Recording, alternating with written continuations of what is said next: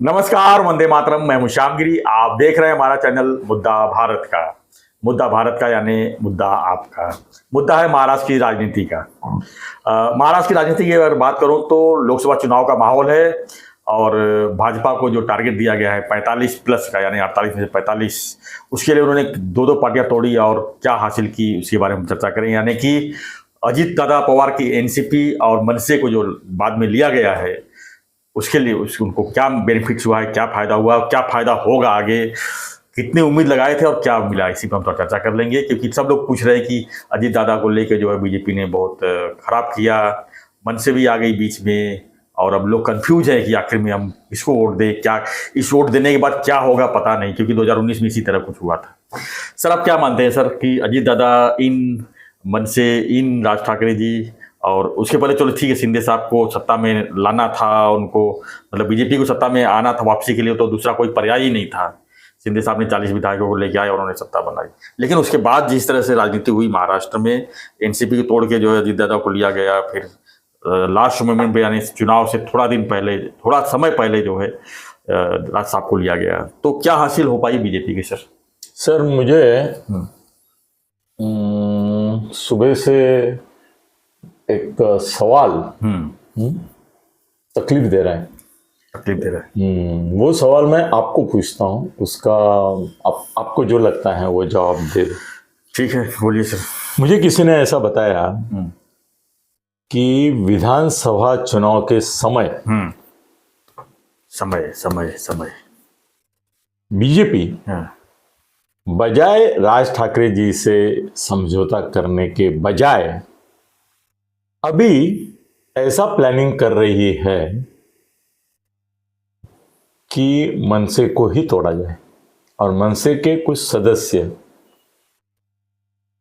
BJP में लिए जाए विधानसभा चुनाव के पहले, और उनको टिकट दिया जाए बाकायदा।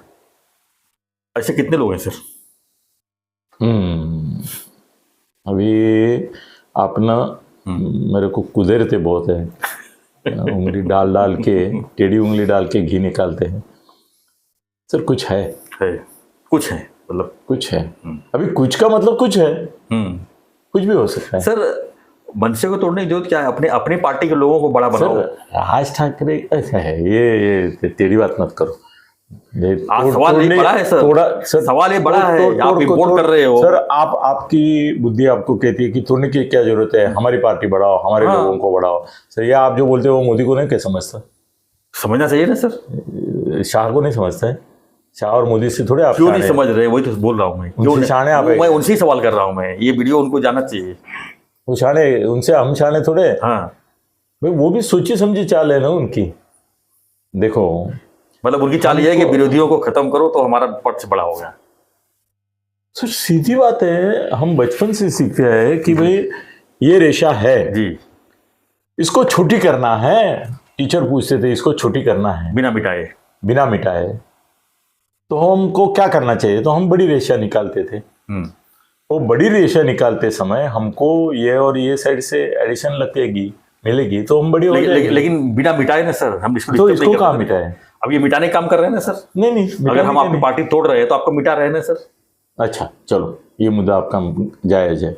चलो फिर भी हमसे तो मोदी और शाने हैं जी, तो वो जब ये तोड़ के ले रहे तो उनको ऐसा लगा होगा कि भाई इनको तोड़े बगैर इनकी शक्ति कम नहीं होगी। और सर वही तो 100 लोग हैं ना, 1000 लोग हैं, 10,000 है, लाख है, उनमें ही अपने ताश के पत्ते जैसे पीसते हैं वैसे पीस के नया खेल बांटना पड़ता है। तो वही कर रही है। नया आदमी कहाँ से लाएंगे? अब एकनाथ शिंदे नहीं है, ये नहीं है, वो नहीं है, तो पैदा कहाँ से करेंगे एकनाथ शिंदे? अभी रेडीमेड है ना उधर, आजकल सब ऑनलाइन रेडीमेड मिलता है ना। तो रेडीमेड ऑनलाइन अभी थोड़े दिन के बाद सर एमएलए एमपी भी रेडीमेड मिलेंगे ऑनलाइन। हाँ ऑनलाइन आप खर्चा करो, इसको ऑनलाइन ले लो और ऑनलाइन आ जाएंगे वो अंदर। अच्छा, हाँ ऐसा होने वाला है 10 साल के बाद। तो सर ऐसा है ना कि वो भी सोचते हैं ना कि भाई ये पार्टी दुर्बल कब होगी, इसके टूट जाएंगे तो सर मेरे को आज किसी ऐसे आदमी ने बताया उसका नाम लूंगा तो परमिशन नहीं है, दे दूंगा, मगर मेरा आदत है कि पहले बोलता हूँ नाम नहीं देना, नाम नहीं बाद में दे ले सकता, बाद में ले ही लेता हूँ। तो इसका भी नाम ले लूंगा, उसको बोलता हूँ मैं कि मुझे रहा नहीं जाता है, मैं तेरा नाम ले लूँ क्या, कि मनसे को भी तोड़ने की तैयारी चल रही है बीजेपी की।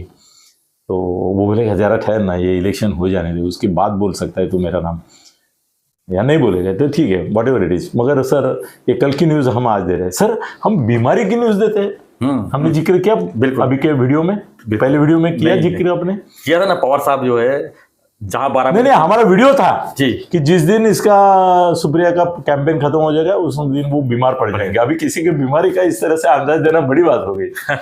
हो गया, पवार साहब छुट्टी पर चले गए। तो अभी आज हम एक भविष्यवाणी करते हैं कि कांग्रेस तोड़ी अशोक चौहान को लिया, उसी तरह से नॉट शिंदे और अजीत दादा की तरह से कि 40-40 आमदार लेके आए। इनके पास आमदार ही नहीं है, नहीं कोई एक आमदार ही नहीं है, एक ही आमदार है। और उसके चरित्र और चारित्र पर और निष्ठा पर राज ठाकरे के और जो है मैंने राजू पाटिल दोस्त अपने, उनके शक लेने के कोई 1% भी चांस नहीं है। वो तो नहीं टूटेंगे राज जी से। वो जब तक मैं हूँ, मैं जिंदा हूँ तो राज साहब के लिए, वो राज उनकी बात नहीं है। तो मगर मन से टूटेगी सर। इसके पहले टूटी है कि नहीं मन से? टूटी है ना सर। कहाँ गए? शिवसेना में गए, नगर से वो सब इधर उधर हो गए, आमदार गए हैं, आमदार कुछ गए। बीजेपी में गए, कुछ शिवसेना में गए, कुछ कांग्रेस में गए, कुछ राष्ट्रवादी में गए। 13 आमदार अभी थे अभी ना? अभी अभी अभी सर 13 विधायक 2009 वो में चुन के आए मनसे थे। के लिए आमदार टूटना बड़ी बात नहीं थी कि नगर सेवक टूटना नहीं। अभी तो मैं बात कर रहा हूँ वो पदाधिकारी और कार्यकर्ताओं की बात कर रहा हूँ, वो तो टूटने वाले हैं, बीजेपी में जाने वाले हैं। अभी भी गए कुछ गए हफ्ते। सर ये पुणे में जो उनका खड़ा है, ये काय रे नाव त्याचं पुण्याला उभा आहे तो वसंत मोरे, मनसे का कल तक था ना जी। वो तो इनका फोटो लगा के उसके सामने दंडवत करता था। अभी किधर है? अपक्ष करके खड़ा है ना, क्या वंचित की तरफ से। देखो तो वो कल तक तो उनके पांव पकड़ के रखा था। और अजीत दादा हाँ नहीं, अभी ये बात खत्म सर। हमने बहुत धक्कादायक शॉकिंग न्यूज दी है कि मनसे को तोड़ के बीजेपी में ही अशोक चौहान लेने वाले, उनके जो कुछ है वो, उसमें एक तो बहुत तगड़ा नेता रहेगा। मैं न्यूज दे रहा हूँ, राज ठाकरे भी चौकसी करे, उनको पता चल जाएगा। उनका भी नेटवर्क है, डिटेक्टिव नेटवर्क, कौन टूटने वाले है। फालतू गांव नहीं, मेरे को नहीं फोन करेंगे सर, मेरे को कोई फोन इसके लिए नहीं करेगा, वो गलत होगा। तो उनके पास डिटेक्टिव है ना।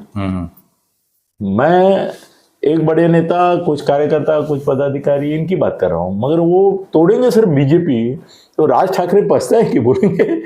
लोकसभा में इन्होंने मेरे को एक तो मेरा मजाक उड़ाया, मैं निगेटिव बोलता हूँ, अपोजिशन लीडर जैसा बोलता हूँ, सबको गाली गलौज करता हूँ, तो मैं लोकप्रिय हूँ। इन्होंने तो रानी के पवाड़े गाने के लिए मुझे शाहिर बना दिया। हाँ, इधर मोदी के सामने मुझे भाट बना दिया, मेरी तो इज्जत उतार दी साथ में लेके, है कि नहीं? कट्टू साइज कर दिया सर। वो अगर ऑपोजिशन में रहते अभी तो उनकी एक एक सभा लाखों की होती। महाविकास आघाड़ी तो पैसा देने के लिए तैयार ही होती थी, स्टेज देते थे, अरेंजमेंट करते थे। 19 में किया ही उन्होंने करोड़ों रुपए। मेरे अशोक चौहान ने 2 करोड़ खर्चा किए उसकी सभा के लिए, क्या होगा तो वो करते थे। और ये इतने बड़े हो जाते थे कि मुख्यमंत्री का चेहरा बन जाते थे अपोजिशन का। ये उद्धव विद्धव एकदम ड्रेनेज में चले जाते थे, महाराष्ट्र का चेहरा बस राज ठाकरे। और ये उसके पीछे भागते थे, राष्ट्रवादी शरद पवार, उद्धव ठाकरे भी भागते थे। एक चेहरा आप राज ठाकरे जी का दे दो मुख्यमंत्री पद के लिए, तो चुनाव का माहौल बदल जाता था। तो फडणवीस की टक्कर में राज ठाकरे ज्यादा पॉपुलर है। हाँ सर, लोग चाहेंगे। अभी आप चॉइस दो, फडणवीस को करना है मुख्यमंत्री, राज ठाकरे को। पूछ लेता हूँ, इतने ही माल पड़ जाएगा। हाँ? आपके सामने अगर 2 विकल्प होगा, राज ठाकरे जी और देवेंद्र फडणवीस जी, आप किसको चुनेंगे? 70% लोग राज ठाकरे को चुनेंगे। बच्चे तो, यंग जनरेशन तो राज ठाकरे का, कमेंट में वोट दीजिए। राज ठाकरे को यंग जनरेशन नेक्स्ट चुनेगी, और वो 65% है। सर एकनाथ शिंदे और राज ठाकरे में आप किसको चुनेंगे मुख्यमंत्री करके? चलो मेरे करीबी दिल के लोग शिंदे साहब को चुनेंगे, राज ठाकरे को। मेरे कितने दिल के करीब है आप जानते हैं। मेरी सच्चाई है सर। अजीत दादा और राज ठाकरे में किसको चुनेंगे? अजीत दादा और राज ठाकरे। हाँ, किसको चुनेंगे? राज ठाकरे। हाँ, राज ठाकरे। उद्धव ठाकरे और राज ठाकरे में किसको चुनेंगे? राज ठाकरे। राज ठाकरे, शरद पवार, सुप्रिया सुळे और राज ठाकरे में किस? Raj Thackeray common, he is common. तो सर सब राज ठाकरे को ये मुख्यमंत्री देखना चाहते हैं, मगर उनके लिए ये जरूरी था कि वो बीजेपी और इसके साथ नहीं जाए। अभी उनका तो शाहिर बना दिया जी, महाराष्ट्र में, जी जी रे जी जी जी जी रे जी, नारायण राणे जी, पुणे में मोहड़ जी, ऐसा ही हो गया, मोदी जी। कोई जीजी वाले नहीं है, हाजी हाजी वाले नहीं पसंद किसी को। वो दिए धनादन मन से फटका खाए खटैक, वो पसंद है लोगों को। सर नारायण राणे के मतदार संघ में जाके गाली देते तो नारायण गिर जाते। उद्धव ठाकरे अपने तुम्हारे ये, मगर उनका प्रॉब्लम ये कि उद्धव ठाकरे के कैंडिडेट के लिए वो नहीं जा सकते थे, मगर जा भी सकते थे। अभी वो दुनिया अलग है सर जी, ऐसा कुछ नहीं है।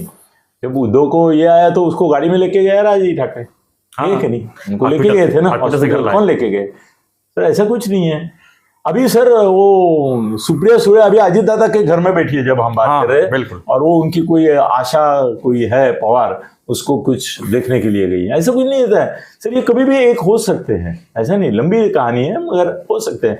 तो चलो सर, उद्धव अपने राज ठाकरे को लोग को बीजेपी का इतना फायदा कि गाली गलौज करने वाला कोई एक क्रिटिक के बदले शाहिर मिल गया उनको, डिस्टर्ब नहीं करेंगे वो। नहीं पवाड़ा गाएगा इनका, निंदा नहीं करेगा, और जब निंदा करता था तो मुख्यमंत्री बन जाता था। सर अकेली मन से लड़ती देश महाराष्ट्र में ना, तो भी इतने सीट आते थे उनको कि वो, मगर क्या है ना, अभी चेहरा वैसा बनाना चाहिए सर। केजरीवाल अकेला जो कर सकता है, 70 में से 67 हाँ लिए ना एक जमाने में उसने। सर महाराष्ट्र में ये किमाया करने वाला कौन है? एक ही अकेला आदमी है, एक करिश्मा है जिसके पास। केजरीवाल के बाद अगर स्टेट में करिश्मा बोले, भले उनका एक आता है, अभी मुझे मालूम है, आप मुझे चिढ़ाओ मत, उनका एक आता है वो छोड़ो, मगर अभी के राज ठाकरे अगर अपोजिशन करके चलते थे ना तो केजरीवाल बनते थे महाराष्ट्र के। क्या सोच रहे भविष्य में? वो अलग वीडियो करो। अभी अजीत दादा तो इनका लेके कोई फायदा नहीं, पवाड़ा गाने वाला एक शाहिर मिल गया जिसको सुनने के लिए पब्लिक इंटरेस्ट। चलो ठीक है, ये राज्य की वजह से जो है इनको डिस्टर्ब नहीं हुआ, मैं गाली गलौज भाषण नहीं हुआ, तो ये फायदा हुआ। अजीत दादा से 4 सीट दिया है उनको, चारों गिरेगी, चारों गिरी, तो फायदा क्या हुआ उनको? चारों अगर बीजेपी खड़ी रहती, 4 में से 3 तो निकलती। कैसा है ना कि बीजेपी वाले में पहुंचे हुए लोग हैं। पहले मुझे ऐसा लगता था, वो बोले भी थे शिंदे साहब को कि भाई अधिकस्य अधिकम फलम, वो संस्कृत वचन बीजेपी वाले से सुनने में मजा आता है।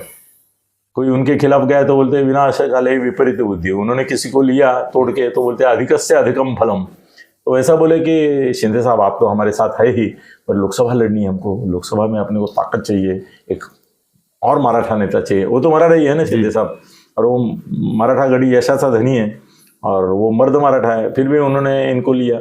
क्यों लिया? इनको ही आत्मविश्वास नहीं था, इनको शिंदे साहब के ऊपर विश्वास नहीं था। जी। बोलने को जाए तो सच में इनको लगता था और एक मराठा चाहिए, क्योंकि ये ब्राह्मण बैठा है ना इधर, ब्राह्मण है, उसके साथ ओबीसी है, उनको मराठा के अधिकस्य अधिकम फलम चाहिए था। अजीत दादा को लिया। अजीत दादा ने ना महाराष्ट्र में कोई प्रचार में हिस्सा लिया, अपनी बीबी के, सर कैसे है ना, एक बीबी और हस्बैंड में गया अजीत दादा, और एक बेबी और फादर में गया शरद पवार। वो बेबी के सिवा कुछ सोचता नहीं, ये बीबी के सिवा कुछ सोचता है, ऐसा हो गया महाराष्ट्र में। तो चलो ये तो है कि अजीत दादा को लेने से फायदे के बदले तोटे हुए। सर ये 4 सीट है ना, उसमें से 3 कम से कम बीजेपी की आती थी, आराम से आती। वो गई अभी, तो चटकर भी गिरेगा। क्या बोले अभी सर, हाल खराब है। आप देखो इलेक्शन के 4 जो अभी लोग गाली दे रहे हैं ना, देने दो उनको। 4 जून को बोलो हमसे नहीं टक्कर बराबरी की हुई, और थोड़ा 30-18 या 25-23 यहाँ तक आ जाएगा, हालत खराब, बहुत बड़ी बात है। वो हो गया तो अजीत दादा को लेके क्या फायदा है? एक सर अजीत दादा नहीं आते तो बीजेपी और शिंदे सेना के कम से कम 10 लोग मंत्री बन जाते थे कैबिनेट, आराम से। वो नहीं बने, वो असंतुष्ट रहे, तो उनमें से कोई फूटेगा अभी। हाँ, बीजेपी के भी फूटने वाले। सर मैं तो आज और एक बोलता हूं कि शिंदे साहब ने बोला है कि 25-30 बीजेपी के आमदारों को तोड़ के उद्धव ठाकरे सोच रहे थे कि सरकार बनाए। हाँ, उनको सरकार में ये करके साथ लेके, जो चीज उन्होंने किया वो कर रहा हाँ, जो शिंदे के संदर्भ में बीजेपी ने किया वो बीजेपी के साथ। एकनाथ जी शिंदे को वो लोगों के नाम मालूम है कौन फूटने वाले थे, क्योंकि उद्धव ने उनको उनसे डिस्कस किया होगा। तो उद्धव पैसा तो देता नहीं है, अभी ये इनको खिंचाता है कि तुम 50 खो के, वो 50 खो के उनको भी देने पड़ते बीजेपी के लोगों को, तो वो एकनाथ जी को भी बोलते थे भाई इनको सबको 50 दे। मतलब बीजेपी सत्ता से बाहर थी तो करके उनके लोगों को ले रहे खींचने। हाँ, तो किनको खींचना है इसकी यादी शिंदे साहब के पास पक्की होगी। लेकिन सर अगर इनको खींचते थे बीजेपी में से तो इनको चुनाव करना पड़ता है इनको, पार्टी लेके तो आते नहीं। सर अजीत दादा तैयार थे, उनके लोग आ जाते थे, कुछ भी हो अलग सकता अलग भी हो सकता था। था। तो वॉट एवर इट इज, मगर शिंदे साहब को ना फडणवीस को धक्का देना चाहिए कि ये 25 लोग हैं आपके जो उद्धव ने मेरे को लीज दी है, तो वो 25 भी मुश्किल में पड़ जाएंगे। 25 लोग जमा किए थे ना एक उद्धव ने तोड़ने फोड़ने की। एक ना जी सर झूठ नहीं बोलते कभी, हो सच्चे दिल वाला सच्चा आदमी है, वो बोलेगा। ये सब स्टोरी विधानसभा चुनाव में आएगी मेरे को लगता है। हाँ आएगी आएगी आएगी आएगी सर। अभी और क्या बोले, ये दोनों विफल रहे प्रयास, राज ठाकरे जी को भी लेके फायदा नहीं। सर एक लड़वाइये सर क्या वो योद्धा, एक योद्धा को आपने शाहिर बना दिया, भाट बना दिया, ये गलती हो गई। और ये अजीत दादा जो है वो भी एक योद्धा थे, पर उसको एक हस्बैंड बना के रखा और वो भी खुद हस्बैंड बन गया। ठीक है सर, तो मजा नहीं आया सर कुछ। लोगों से पूछ लेते हैं इस पर प्रतिक्रिया। क्या लगता है आपको कि जो अजीत दादा और मनसे आने से को खा जाएगी बीजेपी विधानसभा चुनाव के पहले, ये मेरे विधान पर गौर करे, राज्य भी गौर करे। प्रतिक्रिया जरूर दीजिए और बने रहिए ऐसे खबरों के लिए, देखते रहिए चैनल मुद्दा भारत का। चैनल को लाइक शेयर और सब्सक्राइब जरूर कीजिए। धन्यवाद। जय हिंद, जय महाराष्ट्र, जय श्री राम।